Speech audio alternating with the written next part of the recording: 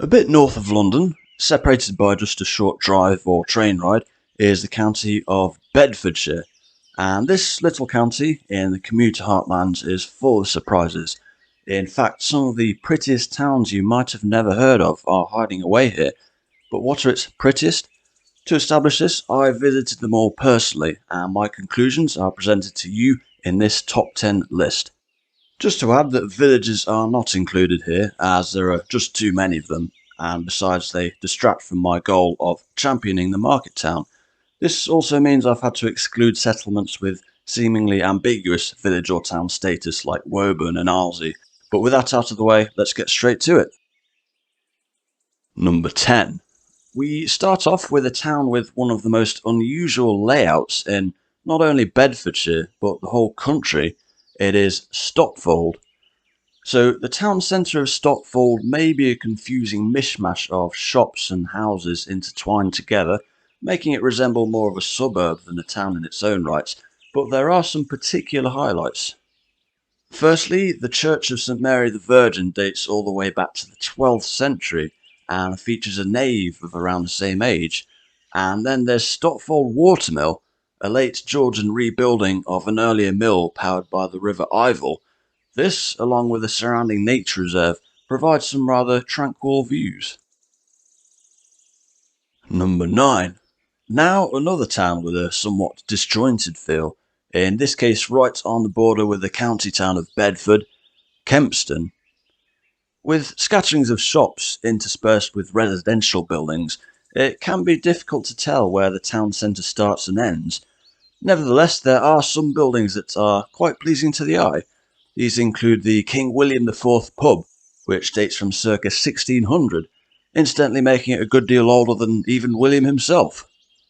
There's also an imposing former 19th century barracks named The Keep, and a much less imposing series of 19th century almshouses, not to mention the Grade 1 listed Church of All Saints, although being situated just outside the town's official boundaries, getting to the church on time presents its own challenge.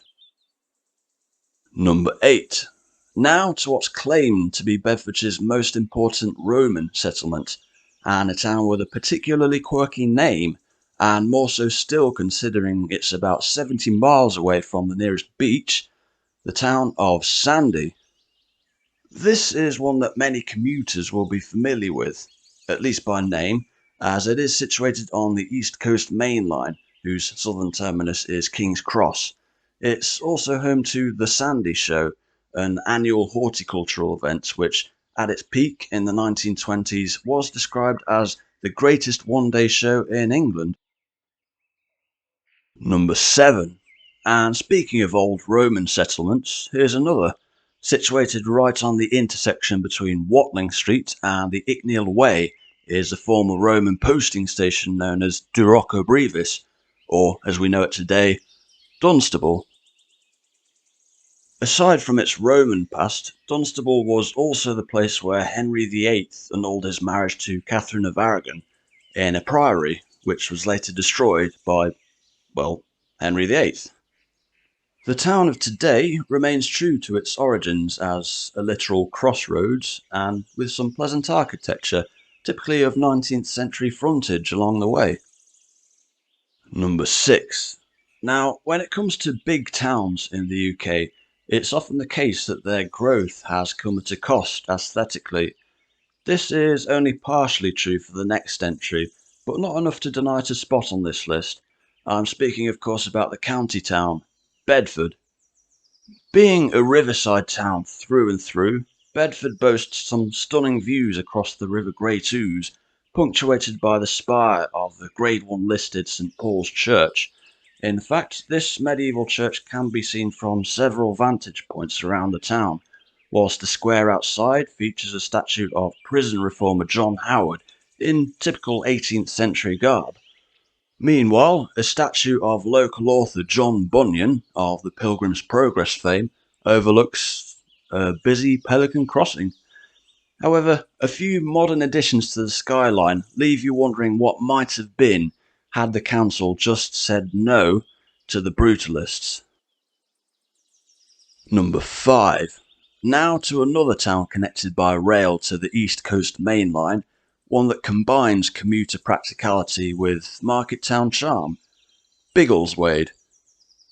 Situated on the Great North Road, i.e. the historic stagecoach route between London and Edinburgh, Biggleswade once had a thriving coaching industry prior to the arrival of the railways. The modern equivalent of the Great North Road, essentially the A1, bypasses the town, helping to give it a more peaceful feel, especially given its proximity to central London, which is just 45 minutes away by train. In 1785, a great fire broke out in Biggleswade, sending nearly a third of the town up in smoke. Consequently, the extant buildings are typically late Georgian and Victorian. Number 4. And now to the smallest town on this list. Just up the road from Biggleswade is the town of Potton, and it's not just geography that these two have in common, as 2 years prior to the Great Fire of Biggleswade, there was, would you believe, a Great Fire in Potton back in 1783.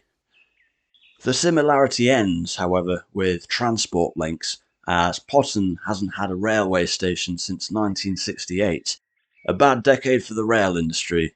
This may contribute towards the town's somewhat quiet and serene feel, one that leaves you forgetting that you're just under 50 miles north of the very centre of London.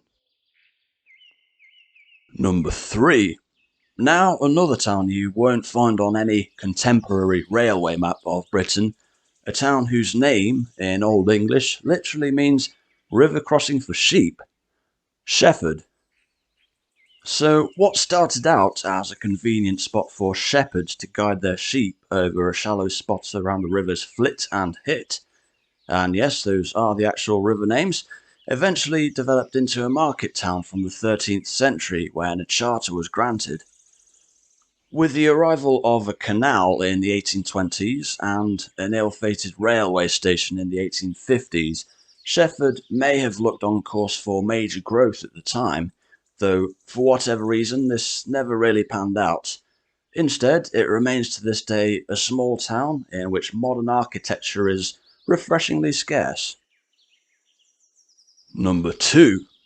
When it comes to iconic household names for market towns, few can rival this bird-themed town name. I'm speaking, of course, of Leighton Buzzard.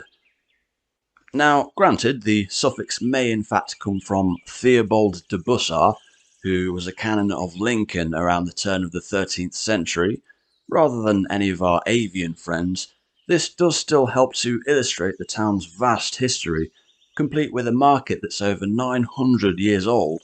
A market which, by the way, takes place on a high street where you won't find so much as two buildings that look alike. Oh, and in 1963, Leighton Buzzard became the location for the Great Train Robbery after the perpetrators stopped a train by tampering with a signal and then making off with £2.6 million from a Royal Mail train. The ringleaders were caught, though Ronnie Biggs managed to make a mockery of Wandsworth Prison as he escaped with a rope ladder. Number 1. Now, with a name that derives from Old English for ant-infested hill, you might think this an inauspicious introduction to my number 1 pick, but here's a town so pretty it doesn't even need a fancy Cotswoldy name.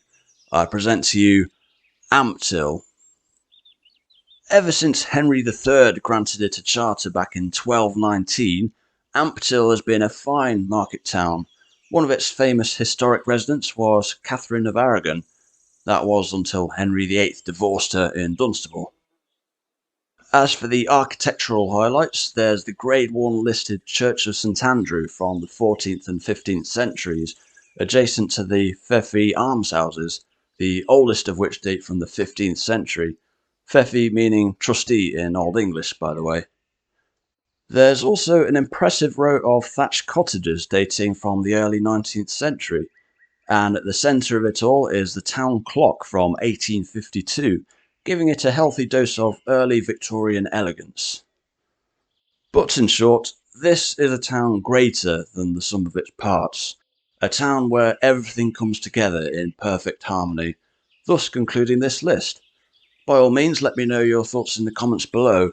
The plan with this series is to get around every single county, so if that's of interest, feel free to subscribe or catch up with the previous episodes via the link on the screen now. Thanks for watching and have a great day.